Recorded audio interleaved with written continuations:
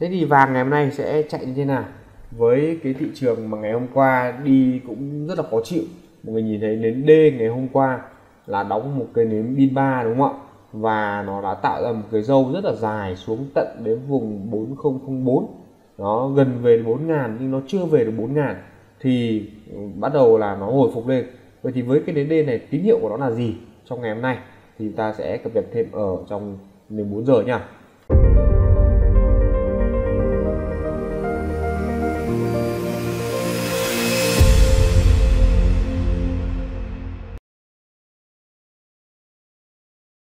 Hello, xin chào mọi người, chào mừng mọi người trở lại với kênh bản lĩnh các Facebook của mình.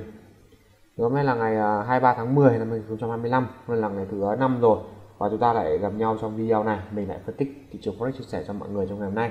Và hôm nay thì mọi người thấy là chúng ta sẽ có một cái tin mạnh liên quan đến đồng USD đúng không ạ? Và đây là cái tin mà trợ cấp thất nghiệp vào lúc 7 rưỡi tối.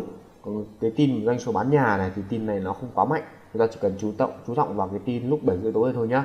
Đó thì mọi người lưu ý cho mình cái tin này và đừng quên là chúng ta giao dịch đợt này thì nó rất là khó, thế nên chúng ta cố gắng là stop loss đầy đủ vào, đừng có gồng, không SL rồi thả SL vân vân. Tóm lại là chúng ta muốn thắng ở thị trường này thì luôn luôn phải có quản lý vốn. Đó, cái này mình nhắc đi nhắc lại nhiều lần rồi, mặc dù có thể video nào cũng nghe rất là nhàm chán, nhưng mà cái này mình vẫn phải nói đi nói lại, không thể để mọi người vì cái sự nhàm chán đó rồi mọi người bỏ qua cái phần kỷ luật đấy được, nên là mình vẫn sẽ nhắc. Đó, còn mọi người nghĩ thế nào thì tùy, không sao cả, được chưa? Rồi chúng ta sẽ đi vào phân tích biểu đấy luôn nhá. Đầu tiên vẫn ở con DXY này. Thế thì với con DXY mọi người có thể thấy là thị trường DXY hiện tại nó đã phá qua vùng Fibo 0.618, thì hiện tại bây giờ chúng ta vẫn kỳ vọng vào cái việc là sẽ giữ ở dưới vùng Fibo 0.756 này, không vượt qua và có thể giảm bắt đầu từ đây. Chưa biết là nó có giảm được hay không, nhưng mà mình vẫn kỳ vọng nó giảm. Khi nào nó phá được qua cái vùng Fibo này á thì cái tỷ lệ là nó đi lên tiếp là rất cao. Đó, và chúng ta vẫn sẽ đợi khi nào mà nó vượt qua được cái vùng Fibo này thì lúc đó chúng ta mới đảo chiều cái việc là DXY nó sẽ tăng. Đó, còn nếu trường hợp mà nó vẫn nằm dưới cái vùng Fibo 0.756 này thì nó vẫn giảm được, tức là trong sóng của con sóng 5 ấy, thì con sóng 4 này có thể hồi tối đa lên 0.786 là chuyện bình thường, tức là trong xác suất thì khoảng 80% nó sẽ rơi vào vùng 0.5, nhưng 20% còn lại thì nó vẫn sẽ rơi vào những vùng Fibo khác, nên là cái việc mà nó lên vùng Fibo này thì nó không ảnh hưởng gì cả và sóng nó không bị sai, trừ trường hợp nào nó phá được qua cái đỉnh C ở đây này, cái đỉnh 2 ở đây này, 1 này, 2 này, thì đây sóng 2 ở đây thì lúc đó nó mới sai, nó mới gãy. Chứ còn đúng ra thì chỗ này vùng Fibo này nó vẫn hoàn toàn là đúng với lý thuyết sóng nhá. Đó, nên mình vẫn kỳ vọng vào cái việc đó là DXY vẫn có thể giảm tiếp được. Đó, vậy thì với DXY mà nó đi như vậy thì vàng ngày hôm nay nó sẽ đi như thế nào thì chúng ta sẽ phân tích cụ thể hơn ở trong con vàng này nha. Rồi, với vàng, thế thì vàng ngày hôm nay sẽ chạy như thế nào? Với cái thị trường mà ngày hôm qua đi cũng rất là khó chịu, mọi người nhìn thấy nến D ngày hôm qua là đóng một cái nến pin 3 đúng không ạ? Và nó đã tạo ra một cái râu rất là dài xuống tận đến vùng 4004. Nó gần về 4.000 nhưng nó chưa về được 4.000 thì bắt đầu là nó hồi phục lên. Vậy thì với cái nến D này tín hiệu của nó là gì trong ngày hôm nay thì ta sẽ cập nhật thêm ở trong 14 giờ nha. Đây, mọi người nhìn 4 giờ này, thì 4 giờ mọi người thấy là nó tạo ra mấy đáy là 3 đáy, đúng chưa? 3 đáy luôn, và 3 cái đáy này rất là cứng nhá, tức là ở cái vùng dưới này buyer đang thủ rất là tốt, nó không cho giá về đến 4.000 tròn. Bởi vì sao? Nếu mà bây giờ về 4.000 tròn á, thì sẽ có một cái đội buy limit đang chờ sẵn, nó sẽ vào hàng. Vậy thì nếu bây giờ mà nó về được 4.000 mà để cho buy limit nó vào á, thì không khác gì là lôi cả đống buy đi lên để nó ăn, đúng không ạ? Vậy thì nó sẽ không về được 4.000. Nếu đã về 4.000 nó phải thủng 4.000, nó phải về được 3.800x. Còn nó không về được 4.000 thì có thể từ đây nó sẽ lên luôn để cho đám đông nó không kịp vào limit. Đó, thì đấy là cái nguyên tắc của trò chơi trong cá mập. Rồi, ở đây mọi người thể thấy H1 đã hồi phục lên rất là mạnh và mọi người thấy là nó đã phá qua được cái vùng đỉnh cũ đây rồi, đúng chưa? Phá qua rồi. Thế thì khả năng rất là cao là nó sẽ ưu tiên cho xuống tăng tiếp thôi. Đấy là ưu tiên nhé. Còn thực tế thì nó có lên được hay không thì chưa biết được. Tại vì ngày hôm qua nó đi xuống một cây này rất là mạnh này, xong đẩy được cây này thắng thì sau cái cây này toàn là cây đỏ. Đó, nên mình cũng chưa chắc được là thực sự nó có thắng hay không đâu. Nhưng mà hiện tại với một cái việc mà nó phá được cái đỉnh ở đây thì chúng ta thấy là có tín hiệu, có một cái yếu tố để bám víu vào trong cái xu hướng tăng đã. còn nó có lên được hay không thì chúng ta phải chờ. Và ở đây thì mình đang kỳ vọng là gì? Đây nhìn sang 10-15, ở đây nó có hai cái đỉnh rất là đẹp, thì mình đang kỳ vọng là nó tạo ra một cái hộp ở đây bẫy giá, tức là nó bẫy buy ở đây đó. Những ai mà buy chỗ này này thì nó sẽ quay về, nó quét một hộp ở dưới này đã, nó có thể nó về tầm 59 rồi nó bật lên đấy. Đang kỳ vọng như vậy, còn thực ra không biết là nó có về được hay không đó. Và ở đây thì là phá đỉnh rồi thì mình cũng bám theo xu hướng tăng thôi, và khi nào mà nó về cạnh hộp này thì mọi người có thể canh buy được này. Nói chung ngày hôm nay chúng ta sẽ canh buy đâu đó khoảng tầm vùng 5960, nếu vùng này có thể buy được thì chúng ta sẽ canh buy vùng này nhá. Đó, về cạnh hộp này mà nó thanh khoản xong cái đống buyer ở đây thì có thể nó sẽ rút và bật lên đấy đó. Hoặc là chúng ta có thể lướt, cũng vẫn lướt được, tại vì thường chặn cạnh hộp này kiểu gì cũng có phản ứng mà. Và trong thời gian gần đây thì phản ứng 10 giá với 15 giá với vàng là chuyện hết sức bình thường, nhưng mà SL thì mọi người cũng xác định là phải tầm 7-8 giá thì mới an toàn được. Bởi thời gian gần đây cái biên của nó rất là mạnh và đi cũng lớn nữa, một cây M5 thôi nó đã đi tận 10-20 giá rồi, chứ đừng nói là những cây H1 đó. Nên chúng ta bắt buộc phải để SL xa, thì đấy là chấp nhận thôi, tại vì thị trường biên nó như vậy. Bây giờ bảo mình bóp SL 3 giá 5 giá thì không thể bóp được đấy, nên là mọi người cũng cần phải linh hoạt với lại cái chiến thuật của thị trường đó. Biên độ lớn thì chúng ta phải nâng SL lên, giảm volume đi đó, hoặc thậm chí những tài khoản nó nhỏ thì chuyển sang tài khoản sen mà đánh đó, để chúng ta giảm volume đi, chúng ta giảm một cái stop loss đi của chúng ta được.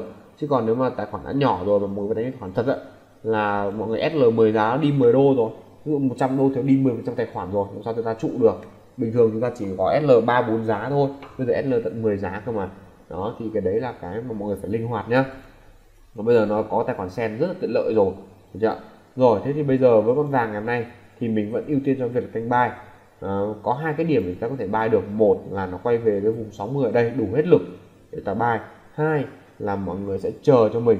Mọi người để ý ở đây này, cái chỗ đoạn này này, cái đoạn tranh chấp rất là mạnh này đó. Và nhìn M15 thì ở đây nó có những cái cây nến từ chối tăng đó, rất là mạnh mẽ. Đây là một cây nến tăng đẩy lên này đó, nhưng sau đó nó bị hai cây từ chối, đúng chưa? Đó thì mọi người chỉ cần chờ cho mình phá được khỏi cái vùng này, đây phá được cái xanh ở đây này là chúng ta có thể buy được, phá được cái vùng 94 đó là chúng ta có thể buy được nhá. Vùng này nếu trường mà không về được 5x 6x thì chúng ta chờ phá 94. Đấy, chúng ta chỉ có chờ như vậy thôi. Còn cái chỗ này thì bây giờ thực sự để mà buy thì với mình tín hiệu nó không rõ ràng, còn mọi người nếu buy được thì mọi người cứ buy tùy, tại vì mỗi phương pháp nó sẽ có một cách vào lệnh khác nhau. Phương pháp của mình không vào được chỗ này rồi nhá. Một phá 94 buy, hai là về 60 chúng ta canh buy đó. Đấy là hai kịch bản của mình chờ ngày hôm nay thôi. Rồi đó là con vàng, và sẽ sang đến Bitcoin nhá. Bitcoin thì đang hồi phục lên đúng không ạ? Đến D ngày hôm qua đóng cửa lại một cây nến đỏ đi xuống, thì cây này cũng khá bình thường thôi, một cây nến đảo chiều, một cây xác nhận. Và xuống của Bitcoin thì nó vẫn thiên về giảm, cái này thì chắc là rõ ràng rồi, không có gì để bàn cãi cả, trừ trường hợp nó đâm lại vào cái trendline này nó mới bay lên thôi. Còn nó phá vùng hỗ trợ này thì nó sẽ dùng tiếp, được chưa? Có hai vùng cản mạnh là hai vùng này, vùng 0,5 và vùng 100 tròn. Hai vùng này là hai cái vùng trấn thủ cho thằng Bitcoin này không cho giảm. Nếu nó gãy là nó giảm luôn về 8x đó. Đấy là mình chia sẻ thật, và mình cũng đang có cái lệnh sell nhỏ ở đây rồi, kệ nó. Nếu trường hợp mà nó quay ngược lại đâm vào cái trendline này thì mình SL thôi, cũng không có gì cả đó. Sai thì mình tìm cách khác, mình vào lệnh sau đó. Nhưng quan trọng nhất là gì, là chúng ta cần phải có chiến lược giao dịch với nó. Khi nào thì chúng ta đặt stop loss, khi nào chúng ta đảo chiều chúng ta canh kiểu khác. Chúng ta phải có được những cái tín hiệu như vậy thì mọi người đánh chúng ta không bị ngợp với thị trường, được chưa? Mọi người hay đa phần bị thụ động lắm, tức là chúng ta cứ phân tích một chiều, chúng ta không lựa cho chúng ta những kịch bản khác nhau, và đến khi thị trường nó mắc một cái tin hay là một cái gì đó nó quay ngược rất là nhanh thì mọi người bị sốc, mọi người bị sợ. Chứ còn thực ra thì thị trường nó luôn kịch bản mà, đúng không ạ? Chúng ta phải lừa hết được ra những cái kịch bản của thị trường. Đương nhiên sẽ có những cái mà chúng ta không thể nào nhìn ra được, nhưng mà chúng ta dự được những cái xu hướng mạnh hay như thế nào đó để chúng ta ứng biến được với thị trường. Với một cái xu hướng giảm, cái sell thì mình sẽ canh phá 105 đó. Vào chỗ này thì mình đã sell nhỏ bởi vì có tín hiệu chạm trendline rồi. Nhưng nếu trường hợp nó quay lên vùng kháng cự, đóng nến, ví dụ đóng đến H1 chẳng hạn, hoặc H4 đi, nằm trên cái đường trendline này, thì mình lại cắt cái đệnh sell đi với SL và mình canh buy lên đó. Thì đấy là với lại cách mình ứng biến với thị trường thôi. Và đương nhiên rồi, để mà có được những cái cách này thì mọi người phải kiến thức đó. Và trong nhóm của mình thì mình luôn chia sẻ với mọi người rất nhiều, kịch bản tăng, kịch bản giảm đều có cả. Trong video mình cũng nói rất là kỹ rồi. Anh chị nào mà cần có thêm kiến thức thì vào trong nhóm của mình. Đó, mình cũng sẽ chia sẻ kiến thức với mọi người nhiều hơn. Còn ai mà quý mình hơn thì ủng hộ mình qua sàn Xnet hoặc XM, thì có nhóm chiến lược mình cũng đã hỗ trợ mọi người nhiều kiến thức và lệnh cho mọi người rồi, được chưa? Rồi thì đó là phân tích của mình trong Bitcoin và cũng là cặp cuối cùng trong video ngày hôm nay. Trong quá trình phân tích có chỗ nào mọi người không hiểu, inbox riêng cho mình sẽ hỗ trợ mọi người nhé. Và cần mình hỗ trợ mọi người về kiến thức hay là cần tham gia khóa học của mình thì mình cũng sẽ chia sẻ với mọi người. Đương nhiên khóa học thì mất phí, cái đấy là mình chia sẻ rất là thật. Còn nếu mọi người cảm thấy phù hợp thì chúng ta vào học, không phù hợp thì thôi. Cái đấy thì mình không ép và mình không có điều kiện gì cả, không phải ép mọi người vào đây để học. Đó, mình sẽ cho một kiến thức trước, mọi người giao dịch thắng và cảm thấy cần kiến thức của mình thì học, không thì thôi, được chưa? Rồi, đó là những cái gì mình chia sẻ trong video này nhé. Và chúc mọi người một ngày mới và giao dịch thành công và thay thật nhiều lợi nhuận ở thị trường forex cả nhà. Xin chào mọi người, hẹn mọi người video lần sau.